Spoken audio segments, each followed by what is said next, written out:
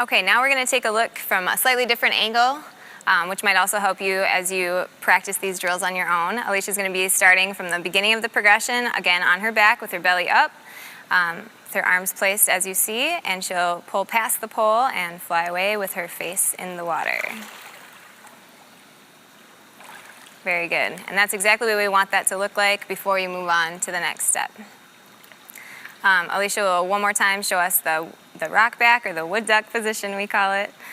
We're from Minnesota, so we think that's funny. Very good. Next she will do the partial depth, where she doesn't go all the way to sitting on the bottom of the pool. She'll just be standing. And we'll do the 45-degree angle extension and fly away. See her standing on the bottom. She'll rock part way back and extend out. It's a nice little roll at the top of the vault. Very good. Did we do it again? Nope. Next we'll just go right down to the bottom. You can just have a seat on the bottom and do the full exercise.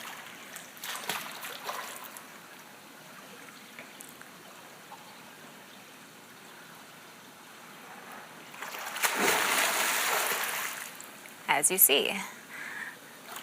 Once again, we mentioned earlier that the one drawback of using a regular pole in the pool, as we're doing now, is that it does allow for athletes to push against it and feel resistance, which is not something that happens in the regular vault. And so it's important to, if this is the setup that you have, to make sure that you are focused on pushing right down the plug. Next, we're going to make sure to see that J shape in her shoulders as she inverts and extends, making sure her shoulders come directly under her hips. She did that really pretty well again.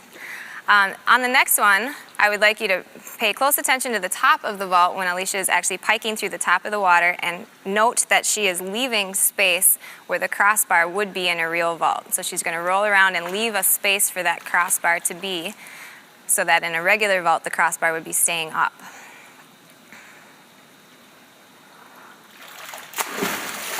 Nice pike, and the crossbar is not very big, so it doesn't need a lot of room, but it does need a space, just like Alicia showed there. Next, she's going to show a common mistake that people make at the top of the vault, where they actually will sweep out the space where the crossbar would be with their arms. And we don't want to rehearse that in the pool, because then it's more likely to show up in the actual vault. So she's going to show you that mistake next.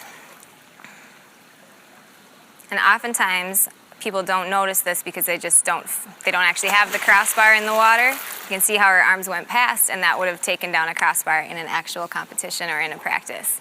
So let's do one more, just really good one, when you've caught your breath.